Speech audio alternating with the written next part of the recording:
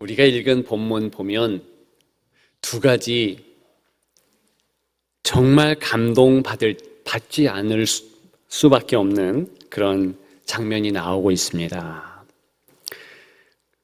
꼭 감동받을 수밖에 없는 장면이지요. 먼저는 예수님의 모습입니다.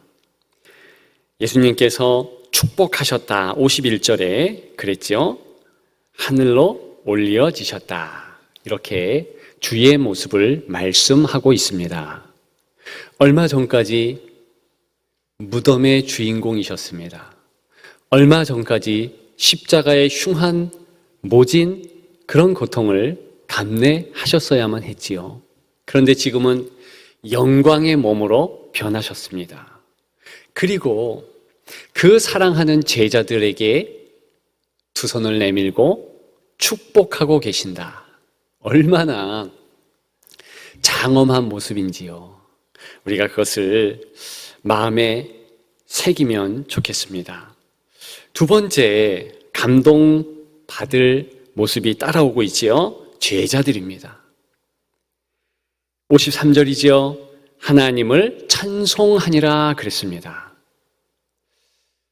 이들은 정말 특별한 하루를 보낸 터였지요. 아침에 그들의 탄식을 우리는 쉽게 상상할 수 있겠습니다. 점심도 그렇고 늦은 밤까지도 계속된 탄식의 시간들을 보내왔습니다. 심지어는 예수님을 만났던 시간까지도 그들은 예수님을 환영으로 여겼습니다. 놀랐지요. 누차 예수님께서 나 부활해, 너희 간다 그렇게 말씀하셨지만 마음에 새기지 못했습니다. 그런데 그런 제자들이 오늘 본문에 비로소 기쁨으로 찬양하고 있다. 여러분 어떻습니까? 우리의 모습도 오버랩 되지 않습니까? 우리의 하루가 어쨌든, 우리의 과거가 어쨌든, 지금 어쨌든 이러한 소망이 우리의 소망이라는 것입니다. 기억하시기를 주님의 이름으로 축복합니다. 여러분, 궁금한 점이 있습니다. 오늘 본문에 보면 제자들이 찬양했다 그랬어요. 어떤 종류의 찬양일까요? 물론 모든 형태의 찬양을 아우르는 그런 내용이죠. 시가 있을 수도 있습니다. 감탄사도 있을 수 있습니다. 박수 치면서 큰 소리 하나님을 찬양하는, 하나님께 영광 돌리는 외마디 소리일 수도 있겠습니다. 그럼에도 불구하고 저는 결단코 오늘 본문의 찬양은 우리 찬양대의 찬양, 그리고 우리가 예배 때 불렀던 곡조 있는 우리의 노래와 같은 찬양이었다. 확신 있게 말씀드릴 수 있습니다. 왜요? 여러분, 당시의 문화를 생각하면 쉽게 알 수 있습니다. 끄덕일 수 있지요. 이 제자들이요, 기쁨이 가득했습니다. 감정이 고양됐지요. 그럴 때에 유대인들이 하는 행동은 당연히 노래였습니다. 당시 예수님 1세기에 예수님 시대에 노래들이 참으로 가득했죠. 저작거리의 상인부터 작은 아이에 이르기까지 다 우리 민족과 같이 쉽게 노래했습니다. 일단 히브리 고유 가사에 음률이 있었습니다. 또 헬라 문화에 예술 음악이 있었어요. 우리로 치자면 성가대의 노래들은 조금 연습을 해야 되는 그런 수준이 있는 곡들 아니겠습니까? 그것이 헬라의 음악이었어요. 또 한 가지 음악이 있었습니다. 로마의 대중 가요였지요. 말 그대로 우리의 대중가요와 마찬가지로 쉽게 따라 부를 수 있는 곡조 가사로 이루어져 있었습니다. 그러니까 이들이 마음의 기쁨으로 곡조 있는 그러한 우리와 같은 찬양을 했다는 것을 알 수 있겠습니다. 여러분, 이렇게 마음을 다해서 찬양하는 이 모습, 사실은 예수님의 꿈이었습니다. 예수님이 그토록 보고 싶은 모습이었지요. 그런데 비단 오늘 본문에서 단순히 제자들의 마음이 기쁨으로 바뀌었고, 그리고 그들이 단순히 찬양을 했고 그랬기 때문이 아닙니다. 예수님은 다음과 같은 사실을 아시기 때문에 정말 기쁘고 감격했다는 것입니다. 첫 번째로 찬양은 하나님 기대의 끝이라는 것이지요. 두 번째로 찬양은 성도 교제의 끝이라는 것입니다. 세 번째 찬양은 우리 예배의 끝이지요. 여러분 알고 계셨습니까? 우리도 이제 이 사실들에 주목하기를 원합니다. 마음에 새기기를 원해요. 첫 번째로 하나님 기대의 끝이다. 무엇을 말하고 있겠습니까? 하나님께서 우리를 창조하시되 찬양자로 창조했다는 것입니다. 여러분 이사야 43장 21절에 보면 이 백성은 나를 위하여 지었나니 나를 찬송하게 하려 함이니라 그랬습니다. 시편 22편 3절에는 하나님은 찬송 중에 거한다 그랬어요. 여러분 그 옛날 에덴 동산에서 아담과 하와가 창조되었을 때 그들의 주된 업무는 바로 찬양이었습니다. 하나님을 찬양하는 거였어요. 그랬기 때문에 복원된 하나님 나라, 요한계시록에 나오죠?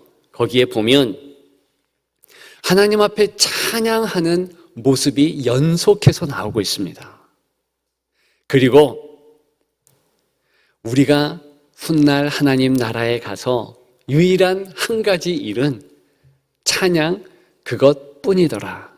그렇게 계시록은 기록하고 있다는 것입니다. 여러분, 오늘 본문의 제자들, 이들은요 찬양할 수 없는 상황들이었어요. 그리고 마음을 다해서 찬양하지 못한 터였습니다. 왜 그랬지요? 이들은요 예수 그리스도께 집중하지 못했거든요. 자기들의 생각, 자기들의 일신, 어떻게 될까? 계속 3년간 예수님의 공생의 기간에 따라다녔을 때에도 오직 자신들이 어떻게 될 것인가, 여기에 관심이 있었습니다. 진정한 찬양을 예수 그리스도께 돌릴 수가 없었다는 것이죠. 드디어 오늘 영광의 주님의 부활의 모습, 자신들을 끝까지 사랑하며 축복하는 그 모습을 보면서 비로소 찬양할 수 있었다는 것입니다. 그러면 이것이 계속된 제자들의 모습이었어요. 우리가 누가복음 24장 말씀을 보고 있는데 다른 복음서에 보면 예수님이 승천하시는 모습이 기록되지 않은 것도 있다는 것입니다. 마태복음이나 요한복음에는 오늘 본문이 나오는 예수님이 들려 오르시는 그런 모습이 보이지 않습니다. 승천의 모습이 생략돼요. 중요하지 않아서 생략된 것이 아니라 부활 자체가 신령한 몸을 입으신 것이니 승천하신 모습과 같다. 그래서 생략한 것이죠. 그럼에도 불구하고 아쉬운 점이 있습니다. 그런데 적어도 누가는 2번이나 예수 그리스도의 승천 모습을 기록합니다. 오늘 본문이고요. 그리고 사도행전 1장 8절 9절에 보게 되면 또 한 번 기록하고 있어요. 왜 그렇게 하셨는가? 여러분, 예수님께서 지상 사역을 오늘 본문의 승천의 모습을 보이시면서 종결했다. 이것을 강조하기 위함입니다. 마지막 이렇게 손을 내밀어 축도하시면서 예수님 지상 사역이 종결되었으며 사도행전 1장 9절에는 이제는 승천을 통하여서 예수님의 새로운 천상의 사역이 시작되었다. 그걸 강조하는 것입니다. 어떤 천상의 사역입니까? 하나님 보좌 우편에 앉으셔서 저와 여러분들을 위해서, 제자들을 위하여서, 성도들을 위하여서 중보하시는 것이지요. 그런 천상의 사역이 있는 것입니다. 그리고 심판의 사역, 전개될 것입니다. 그런데 그것과 더불어서 오늘 본문에 보게 되면 인생 성도의 지상 사역의 끝, 그 모습, 찬양이라는 것입니다. 그것을 강조하고 있는 본문이에요. 그렇기 때문에 우리가 이 땅에서 어떤 사역을 하든지 그것은 모든 귀결점은 찬양 모습에 있습니다. 그만큼 찬양이 중요한 거예요. 사도행전 1장 8절에 보면 땅끝까지 이르러 내 증인이 되라. 선교의 대사명을 새롭게 주십니다. 그럼에도 불구하고 그것조차도 찬양을 위한 사명이다. 그리고 찬양자가 되고 하나님 앞에 온전한 찬양을 드린 자는 자연스럽게 전도할 수 있고 자연스럽게 선교할 수 있다는 것입니다. 그리고 그것 또한 다 찬양과 연결되는 것이지요. 여러분, 이 땅에 단 한 가지 사역을 말해보라. 그러면 성도는 반드시 나는 찬양의 사역이 있다. 이렇게 말해야 될 줄 믿습니다. 여러분 꼭 기억하십시오. 저와 여러분들이 단 한 가지 사역이 있다. 그것은 찬양의 사역이다. 복조 있는 찬양을 하나님 앞에 올려드리는 것. 이것이 인생의 본분이다. 기억하시는 여러분들 되시기를 주님의 이름으로 축복합니다. 여러분 두 번째, 찬양은 성도 간의 교제의 끝이다. 완성된 모습이라는 것이죠. 오늘 본문의 제자들을 생각해 보십시다. 그 이전까지 4분오열 됐지요. 그들은 지독히 싸웠습니다. 한마음 이루지 못했어요. 그런데 오늘 본문 보면 하나님을 찬송했다 그랬어요. 혼자 찬송하고 그 모습을 다른 사람이 물끄러미 본 것이 아니라 다 같이 손에 손을 잡고 합창했다는 거예요. 찬양했다는 것입니다. 여러분, 초대교회사를 보게 되면 이러한 찬양의 모습이 종종 발견되어집니다. 그래서 플리니우스라는 성도의 서간문을 보게 되면은요, 자신을 비롯해서 어떻게 초대교회 성도들이 하나님 앞에 예배드렸는가 그런 모습을 기록했는데요. 새벽에 모여서 일찍이 찬양으로 예배를 드렸다. 이렇게 고백을 합니다. 맞습니다. 제자들이요, 오늘 이렇게 찬양을 했잖아요. 이 찬양의 모습은 그대로 예배의 샘플이 돼요. 그래서 특히 주일날 새벽에 일찍이 모여서 찬양으로 예배를 드렸다는 것입니다. 그런데 그것이 아주 하나님께서 기뻐하실 성도 교제의 모습이 된다는 거예요. 그들은 이제 서로 떡을 뗄 것입니다. 사도행전에 보게 되면 초대교회 성도들이 다 떡을 떼요. 그런데 그렇게 식사하는 것과 더불어서 반드시 있어야 되는 모습이 바로 찬양이었다는 것입니다. 여러분, 아까 말씀드린 대로 그런 경건한 히브리 가락이 원래 있었죠. 헬라의 예술 음악이 있었죠. 그리고 로마의 대중 음악이 있었던 터였습니다. 그러면 이렇게 제자들과 초대교회 성도들은 어떻게 찬양했는가? 교제의 찬양을 했는가? 이제 즉흥적으로 하나님을 찬양하도록 찬양의 가사들을 개사한 겁니다. 전통적인 히브리 가락도 있었지만 또 세상적인 세속 음악들을 개사한 거예요. 그래서 가사만 바꾸어서 부른 것입니다. 그래서 쉽게 새 가족들도 같이 와서 찬양할 수 있도록 바꾼 것입니다. 이런 전통이요, 예배의 찬양의 전통입니다.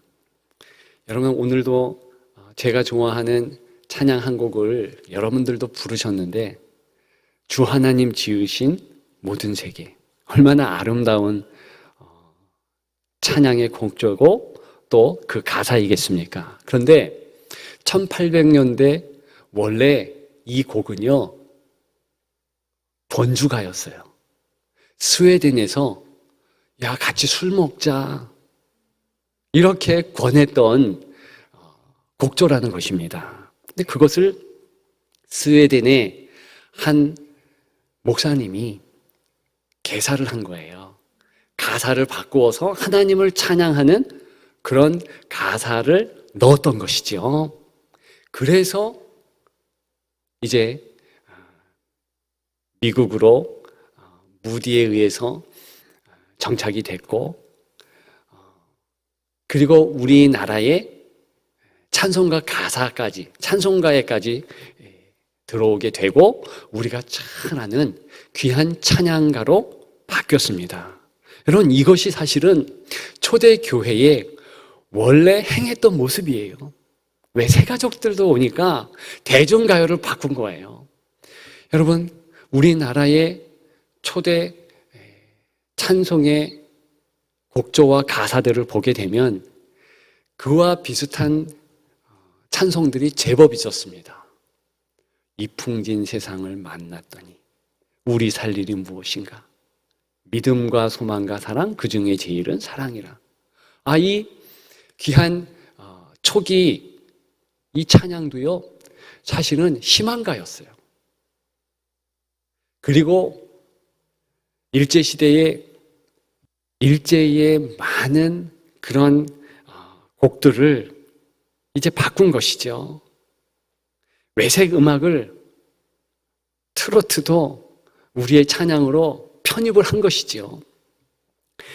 그것을 콘트라팍타라고 전문 용어로 하는데, 이렇게 초대교회가 그렇게 했다는 것입니다. 그래서 많은 이들이 같이 참여하고 하나님께 영광 돌릴 수 있도록 했다는 것입니다.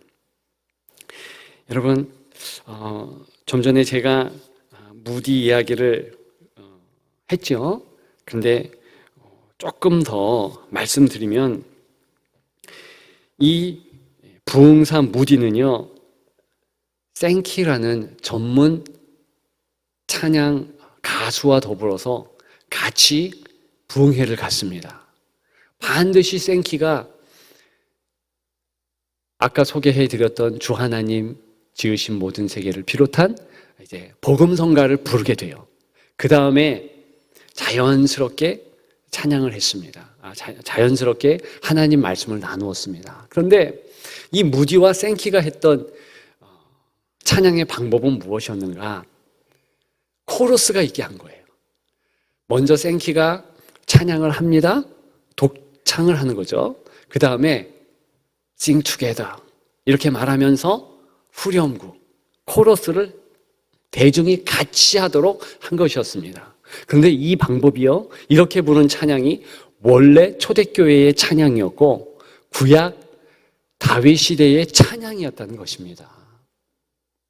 성가대만 부르는 것이 아니라 일적으로는 성가대가 부르고 온 회중이 다 같이 부르는 거. 그것이 다윗 시대의 찬양이었어요. 그리고 초대교회에는 그 방법이 더 계승과 발전을 거듭하면서 모두 다가 성가대가 되는 거예요. 그래서 쉬운 가사, 쉬운 음률, 익숙한 그러한 찬양의 내용들을 가지고서 하나님께 영광을 돌려 올렸다는 것입니다.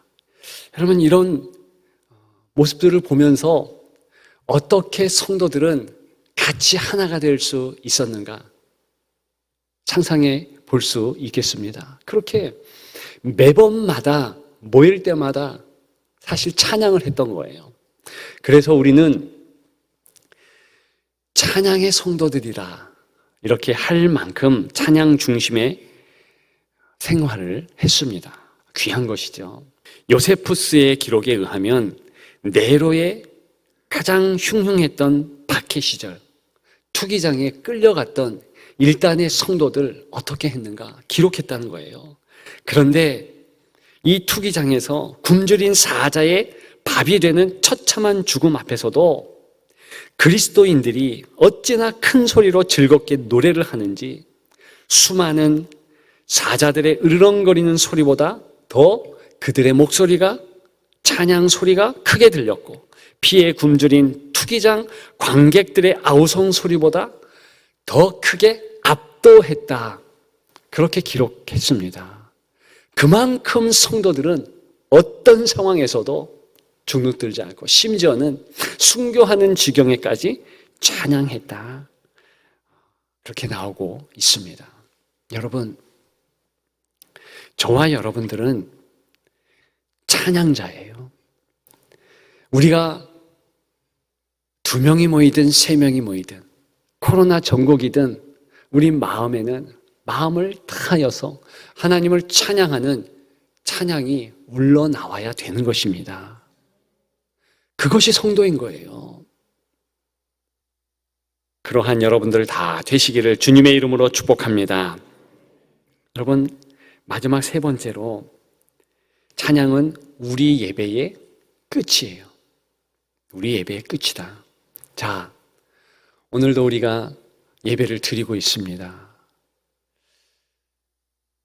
여러분, 설교가 예배의 중심일까요? 그렇지 않습니다. 이 설교는요, 나중에 언젠간 이 설교의 시간이 없어질 것입니다. 왜냐? 지금은 우리가 하나님에 대해서 모르기 때문에 저 같은 목회자가 연구해서 이렇게 하나님 말씀을 나누는 것이죠. 그런데 어느 때가 되면 그날 주의 날이 되면 이 설교가 필요 없는 거예요. 다 하나님의 마음을 알고 하나님이 누구신지 너무나 확실하게 아는 것이죠. 에덴 동산의 아담과 하와처럼 그렇게 될 것입니다. 그들이 예배할 때 그냥 찬양을 했지 같이 한 사람이 설교하는 것 없었습니다. 왜? 하나님 잘 알았으니까.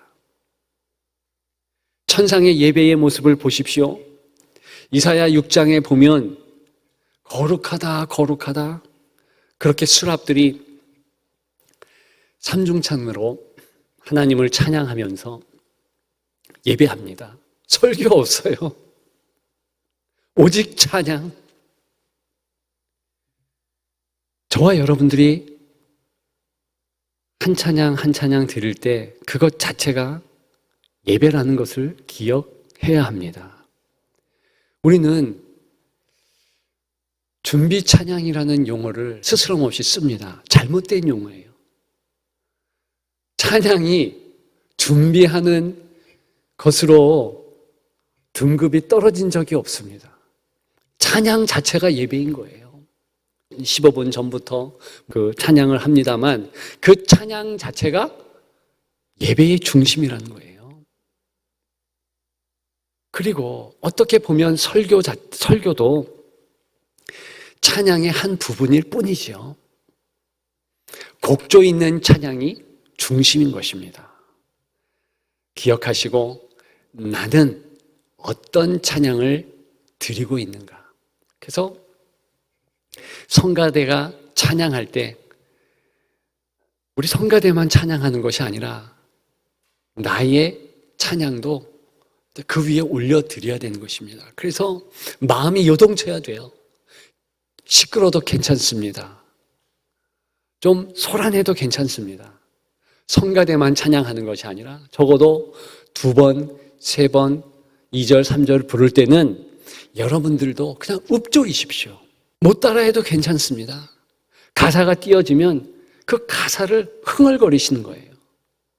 그것이 오히려 하나님이 기뻐하시는 예배의 전통적인 모습인 거예요. 그리고 어떤 찬양이 되었든 마음을 다해서 찬양하십시오. 노래하십시오. 기뻐하십니다. 예배의 끝과 시작은 오직 찬양이다. 기억하시면서 나아가시는 예배자가 되시는 여러분들 되기를 축복합니다. 여러분, 한 가지 더 말씀드리면, 마틴 루터는 살아있는 복음의 소리가 바로 찬양이라 그랬습니다.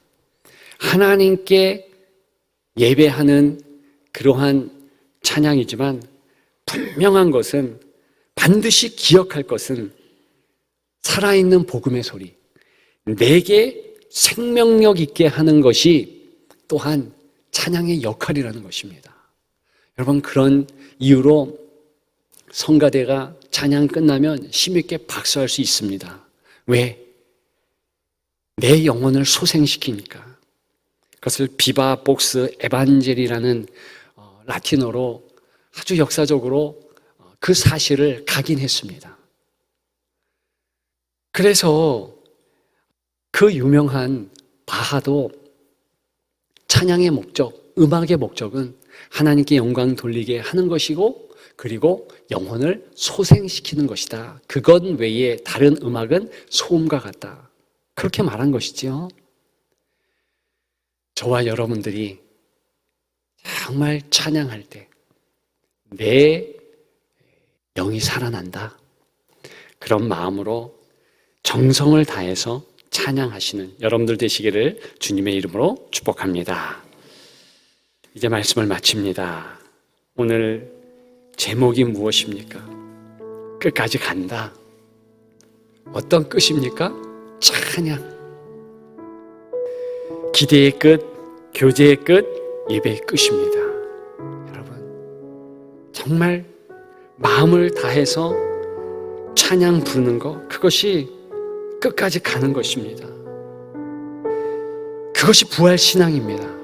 오늘 제자들과 같이 마음을 다해서 찬양하는 이 시대의 참된 예배자 여러분들 되시기를 주님의 이름으로 축복합니다.